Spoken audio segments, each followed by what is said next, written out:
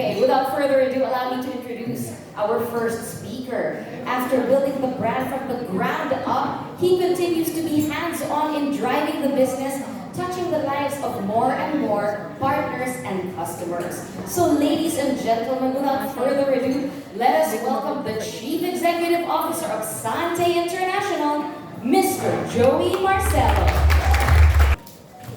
It all started with a vision to break limits.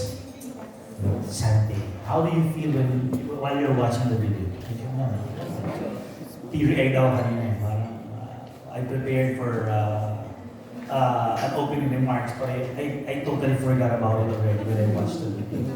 I don't know how you feel, pero while watching the video, parang na-reminisce ko what happened to us not only 16 years ago, but 23 years ago when we started running our company.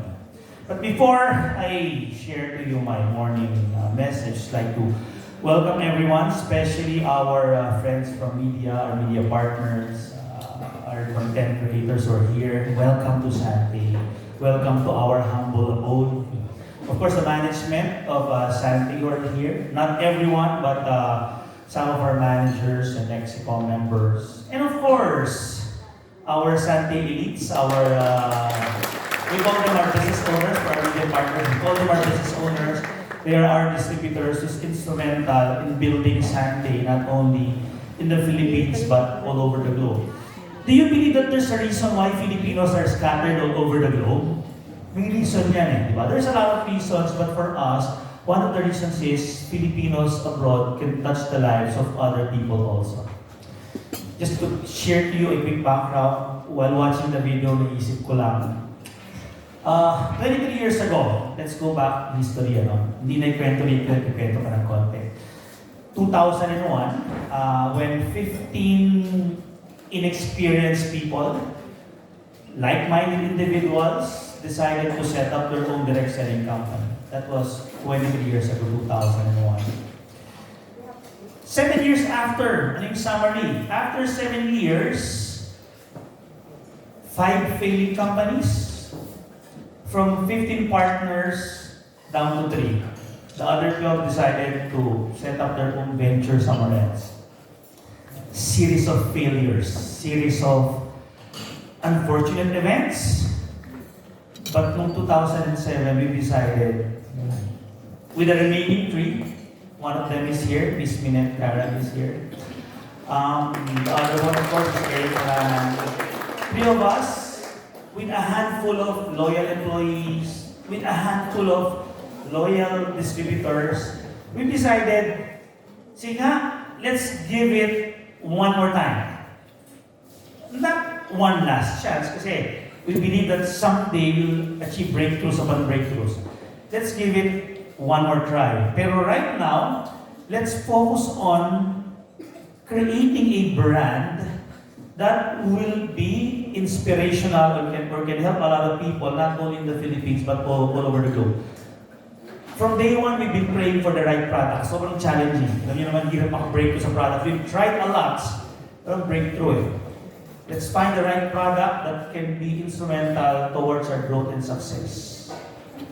Then comes Barley Grass. I don't want to present you the story or how we came to know Barley Grass. Then comes Barley Grass. Then comes Sante International, our 6th company after 5 failing companies. Barley Grass, Sante International. A lot of sources of barley grass in the world, alright? May nakita kami, Japan, US, Australia, China, and of course, New Zealand. We've researched together with our product development team, and we realized that talking about reputations about good quality organic products, pristine environment, no questions asked. It's New Zealand. All other countries are okay, don't get me wrong. Pero we would like to be known as a partner of New Zealand when it comes to health, wellness, organic products. Initially, we were buying products from New Zealand. We're blessed to have the right supplier there. Pero I'll cut the long story short, mahabang story, madrama yun eh. Pang maalaala mo kaya yun. A few years ago, Sante already owns the manufacturing facility in New Zealand. I don't have data, but I feel that we're the first ever Filipino company who was able to set up a manufacturing facility in New Zealand in partnership with our suppliers. So we're proud of that, right? If you go to our facility there, it's all branded Sante. People are asking, is Sante international company? Sante is a 100% Filipino company. Sounding international lang, but right now we're already international because we have presence, of course, all over the globe. Wow, and of course, as the saying goes, the rest is history. We started marketing Sante barley as a product and as a brand several years ago. We've changed a lot of people's lives. We're now open in 10 countries by next week. Wala muna akong tulugan ng Wednesday. After our last event on Wednesday, I have to fly to the US because by Saturday, we'll be holding our first ever event in the US, in LA. Oh, sorry, New York. Alright? And a week after will be LA. That will be our first 2 events in the United States. We're open there for a few months already. So, I can still imagine day one where our investment is just our belief that a Filipino company can be the head and not anymore the tail. We can be the lender and not anymore a borrower. And we are so proud of that. Right? We're so proud that we started in the Philippines, but we are now a global player. Yesterday, I was talking to our top leaders in Indonesia, and these are not Filipinos. These are Indonesians who saw the potential of our company. We're growing big in that country, and we are the first ever. We are the first ever direct selling company who's able to penetrate Indonesia. And of course, the coming years will be so big for Sante International. 16th year is just for me the starting point of something huge for our company. And I'm believing that 5-10 years from now, you'll be proud that you're part of this 60th year anniversary event. Because Sante, 5, 10, 15, 20 years from now, will be a force to reckon with in the direct selling business, in the wellness business, all over the globe. And we are a proudly 100% Filipino company. Filipinos will rise and shine, not only in the Philippines, but globally, and we are part of that breakthrough. Partners, friends, Sante International is a product of how many years of challenges and failures. We've risen through so many occasions, alright? This recent pandemic is just an example. Series of companies failing, but we never decided to quit. We just keep on moving forward. We've failed so many times in the past, over and over again. And maybe that is the reason why we finally succeeded. Thank you very much. Let's enjoy the rest of this morning. Elevate people's lives. You know, imagine, in 16 years, so many people embarked on an incredible journey, transforming their lives in the realms of health, wellness, and financial prosperity, as what Mr. Joey said. What a great story. Thank you very much for sharing that with us. Mr. Joey Marcelo, everybody, our CEO. Another great example of what Mr. Joey told us about. So let us welcome on stage one of these other inspiring individuals, Sante's very own Orange Diamond Executive. He's going to share his story on how Sante's innovative products and unparalleled business opportunities have acted as a catalyst for his remarkable transformation. Are you excited to hear this story? Can I get a yes? Yes! Ladies and gentlemen, please welcome Mr. Chris Galiento. Anniversary, Sante. You know what, prior Sante, I worked as a service crew sa isang kilalang fast food chain. And then, during that time, alam niyo naman na hindi naman ganun kalaki ang sinasahod or maliit lang talaga ang kinikita ko. And that time also, meron kaming financial struggle sa family namin and meron kaming health concern sa aking mother. And during that time, dahil breadwinner ako ng aming family, talagang gusto kong tumulong sa aking pamilya, especially sa parents ko talaga. And that was 2012, I remember na na-discover ko ang Sante. But before that, I worked also as a PA or a personal assistant sa isang office. And ang trabaho ko that time, ako po ay ay nag-accommodate ng guest. Ako rin po yung nagtitimpla ng kape ng aking mga boss. And ako po ay tagabili din ng kung anong kakailanganin sa office. And I remember that time, dahil gusto ko talagang mag-earn, sabi ko, I pray for an opportunity na po pwedeng makatulong sa akin. Kasi ang pinaka-concern ko talaga that time, yung nanay kong may sakit. Sabi ko, gagawin ko talaga ang pwede kong gawin para makapag-provide ako, lalong-lalo na sa nanay kong may sakit, na, alam niyo po yun, meron siyang pambili ng gamot, na ipapacheck up namin siya ng maayos, or na idadala namin siya sa isang hospital na talagang maasikaso siya. And I remember one day, I received a text from one of my friends, and she said na, Chris, meron akong products na po pwedeng makatulong sa mother mo. And naaalala ko that time hindi ako nag-no, kasi talagang priority ko ang health ng nanay ko. So I meet this girl, nagkita kami, and to cut the long story short, I became a member of Sante for a reason na gusto kong maka-avail talaga ng discount. And then, I heard a lot of testimonies na maraming natulungan yung products ito. And sabi ko, why not? Bakit hindi ko subukang ipagamit ko sa nanay ko? And after that, pinadala ko yung products. And little did I know na after a couple of weeks, I think I remember 3 weeks after niya gumamit ng products, my mom texted me and sabi niya, Chris, o Nuno actually yung tawag ko sa akin yung mga times na yun. Ang ganda nitong products. O pwede magpadalhan ulit ako kasi paubos na. And that time, na-excite ako, kumbaga nagkaroon ako ng pag-asa na this product, ito talaga yung solusyon sa matagal ng health problem ng nanay ko. And dahil naubusan ako ng stock, pumunta ako sa office, kumuha ako ng stock, and that was the time also that I attended a kind of presentation and nalaman ko that time na why not, kung pwede mo naman siyang i-part-time or magkaroon ng additional income. So, nung mga times na yun, parang struggle ako sa time because I work as a PA full-time. Pero I remember, my mentor said to me na ang pagiging full-time naman, wala naman sa oras yan, ang pagiging part-time. Ang pagiging part-time o part-timer sa business ay pagiging full-time by heart. Sabi ko, sige, subukan ko. And then, what makes me decide talaga na, alam niyo yun, gawin talaga si Sante. Kasi binili ko talaga yung mission ng company. I don't know if you are familiar with our mission, but our mission is to help people live better lives.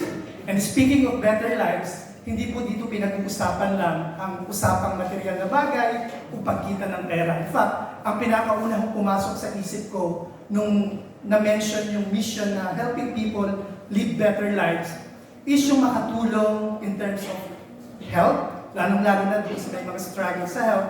Kasi naniniwala ko ako na kapag inuna talaga natin mag-serve sa tao, priority natin ang health, ang business kasi will follow eh. Susunod talaga ang business eh. Or in short, yung income susunod talaga. So, paano ko inumpisahan yung business? Ang mindset ko lang that time is tumulong. Kasi naalala ko yun ang sabi. Hindi mo kailangan maging magaling sa business, yung pagiging mahiyain mo ay ma-overcome mo as long ang nasa puso mo ay pagtulong or mag-serve ka sa tao. Because I know some people that time na maraming mga nangangailangan ng products namin. What I did is I started sharing the products. Wala man akong background sa pag-business, pero in-offer ko lang munang in-offer. And alam niyo ho, priceless ho, yung merong lalapit sa iyo at merong magsasabi na dahil sa produktong to, yung dapat na schedule for operations ay hindi na natuloy, yung dapat na gastor for sa gamot ay hindi na ginastos. And for me, that's our mission eh, to help people live better lives. And kapag talaga ang puso mo ay tumulong sa tao, God will bless us eh. Susunod na lang talaga. And dahil po yung ginawa ko. Wala akong ginawa kundi kumausap lang, I share the products, and because our product is truly a very effective and talagang sobrang nakakatulong. Nagkaroon ako ng mga customers. From one customer to another customers, and from one place, napunta ko yun sa iba't ibang bansa at napunta ko yun worldwide. So nagkaroon kami ng mga customers, hindi lang dito sa Pinas, kundi sa iba't ibang bansa. And because of that, doon po nagsimulang lumaki yung business namin, or yung business ko. And I thank God and I thank Sante for giving this opportunity because kung dati talagang meron kaming struggle financially. And dati ang mama ko ay may sakit. For 11 years, she's been using barley up to this day. Ako po ay regular na nagsusupply sa kanya. For me, yung pinakaunang success na experience ko sa Sante, yung hindi na ho natuloy yung operation ng mama ko, yung hindi na ho siya nahuhospital. So, yun ang pinaka-importante yung sa akin. Pero si Lord naman kasi talaga, pag alam niyo yun, unang tulungan ng family or mag-serve sa tao, i-bless niya talaga tayo. And because that is an opportunity that really help people, talagang ako ay nabiyayaan din ng negosyo to. Hindi ko ma-mention sa inyo lahat po na na-achieve ko dito, pero let me give you two for me pinaka-success na nakuha ko dito. Number one, yung natubos ko sa pagkakasangla yung bahay namin sa probinsya. At natulungan ko ang mama ko na maparenovate ko yung bahay namin sa probinsya. And pangalawa bukod doon sa mga material na bagay na nakuha ko po sa negosyo to, ang success ko kasi para sa akin, ang success sa Sante, by the way, ay hindi na nababatay or hindi nasusukat sa mga material na bagay na nakukuha namin, like yung mga travel, yung kotse, or pagkakaroon ng maayos na income. Pero para sa amin, ang Sante, ang success sa Sante, ay yung marami kang natulungan na bago yung buhay. Dahil sa ginawa mong effort na ibahagi sa kanila ang produkto at ang produkto na to. So, this morning, it's not about me. Actually, ang gusto ko pong sabihin sa inyo na dahil sa business na to, meron akong business partner na grade 5 lang mo ang natapos. Pero, very inspiring po siya kasi yung na-earn niya ko sa Sante, na ipagawa niya ko yung bahay niya sa Masbate. And bukod ho sa financial o sa material na bagay na natatanggap niya, ang pinaka-importante kapag naririnig ko yung better lives, it's not about money. For me, it's all about transformations Kasi merong mga tao na hindi naman pera, di ba, or achievements o material na bagay ang batayan nila ng success. But for me, in totality, why I love this business, why I love Sante, because this is a transformational business. Yung mga isang taong nawalan ng pag-asa, biglang tumaas yung faith, biglang nagkaroon ng hope, ayun po ang hindi ko matatawanan na nangyayari ko sa mga business partners ko. So this morning, I want to congratulate Sante and I want also take this opportunity para pasalamatan ko sina Sir Joey, sina Ma'am Karen, sina Sir Paul, sina Ma'am Minette, sina Sir Eric Maranan, and the rest of Sante Management for giving us an opportunity na hindi lang alam niyo po yun, mag-earn financially or ma-enjoy ang success materially, but magkaroon ng isang buhay na talagang ibang-iba sa buhay na meron kami before. And yun po ang nakaka-proud na maging part ng Sante. And with that, maraming salamat po. With our parents, di ba? Sila yung unang inspiration natin. So, Mr. Chris, we're very happy to hear that your mother has recovered and also that you have achieved your financial goals. So, not only is it monetary, health is wealth talaga, right? So, let's give Mr. Chris Gallineto another round of applause. Thank you. As we established earlier, not only are we focused on financial goals, but also on our personal health and fitness. So our next speaker will tell you all about it, from battling health challenges and to discovering the life-changing benefits of Sante's revolutionary products. We're gonna hear all about that. She is Sante's Blue Diamond Executive Director, and she is going to tell us how Sante became their beacon of hope and rejuvenation. So, ladies and gentlemen, please join me in welcoming Miss Eds Italia. Anniversary Sunday. So, palakpakan naman po natin ang Sunday. 10 years ago, parang kailan lang po, ako ay isang ordinaryong office staff na kumikita ng 9,000 a month. Alam niyo po yung tsura ng isang napakamahiyain, low ang self-esteem at low ang self-confidence. Parang may sakit lagi. Yun po yung madidescribe ko sa sarili ko noon po. Kasi totoo pong, hindi lang po parang may sakit, totoo pong sakitin po ako bago po ang Sunday. Actually, sa totoo lang po, mahilig ako uminom ng mga herbal. Meron po akong naunang iniinom po na barley din po siya, pero ibang brand naman po siya, ibang company. Pero alam niyo po, ang nakakatuwa, pinakilala po sa akin si Sante, both ko, nag-struggle ako sa financial and then meron pa akong health problem. Tingnan niyo po yung face ko ngayon. Maganda ba? Blooming ba? Pero alam niyo po ba, kung makita niyo yung pictures ko nung ako ay mga 10 years ago po, grabe, ang dami ko pong acne. As in, tad-tad po yan. Kaya kung makikita niyo po yung mukha ko, meron na lang po siyang mga scars, di ba? Hindi ko na po siya kayang pakinisin ng boga. Pero may scars, pero blooming pa rin ba? Maganda ba? Pero dati po, wala talagang space. Puro po acne po yan. Pero alam ko nakakatuwa kay Santi, natulungan niya po ako talagang ma-cleanse yung internal ko po. Ganun pala talaga yun. Kailangan malinis inside bago ka maging blooming outside. Di ba? Yes. And alam niyo po ba, ako ay sobrang workaholic nung ako ay nagtatrabaho. Kaya po meron akong acidic. Meron po akong UTI at grabe pong aking migraine. Kaya po sabi ko, anong meron sa produktong ito? Kasi 1 week ko pa lang pong iniinom. Grabe na yung effect sa akin ng products. Hindi na, kahit kung magpuyat ako, hindi na po ako nagkakaroon ng migraine, hindi na ako inaatake. Tapos ako po ay, sakto lang po, medyo may mga nakain, pero hirap po ako sa pagdumi. Opo, yun pala, masama po pala kapag yung pagdumi ay parang putin-putin na parang sa kambing. Yung pala may kaka-problem ka talaga sa colon. So, alam niyo po, sobrang natulungan ako ng sobra ng produkto. And yung nanay ko, for many years po, ang reason ko po bakit ako nag-Sunday, kasi nabigyan ako ng pag-asa na sabi ko, paano ko kaya makukuha ang nanay ko? Pangako ko sa nanay ko, pagka-graduate ko, makukunin na kita pagka nakagraduate ako, pag nagkatrabaho ko. Kasi for many years po, hindi kami magkakasama ng family ko. 11 years po kaming hiwa-hiwalay. Nakikita rin po ako sa mga kamag-anak ko. And then yung mother ko, sa ibang lugar po nakatira, sa Marikina. Sabi niya, excited na ako pagka-graduate mo, makukuha mo na ako. Alam niyo po, lumipas ang 5 years, hindi ko po siya nakuha. Hanggang nagkakasakit po siya. Nung time na yun, sabi niya, anak, pwede mo ba akong padalhan ng pera kasi may sakit ako. Alam niyo po, ang tangi ko lang napadala, 2 banig ng capsules.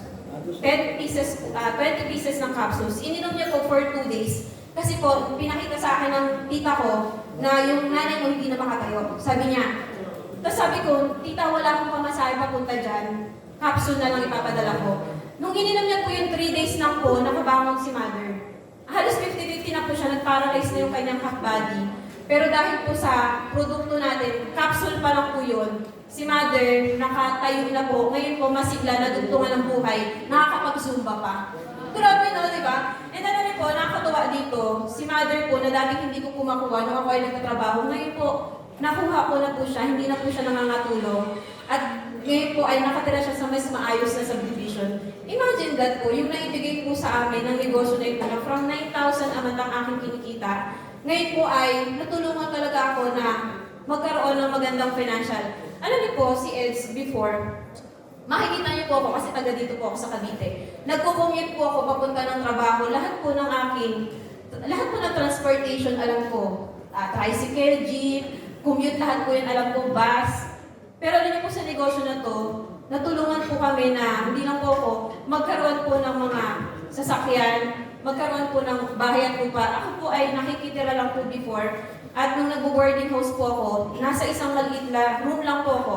Alam niyo, abot kamay lang na kwarto. Yun lang po ang tirahan ko. Pero because of the compensation of the company, nabigyan po kami ng chance na magkaroon ng bahay at lupa. Hindi lang po isa, kundi nabigyan po kami ng chance na magkaroon po ng pangarap namin na resort. Dahil po sa kumpanya na ito. And, alam niyo po, nakakatawa po dito, not just the material thing.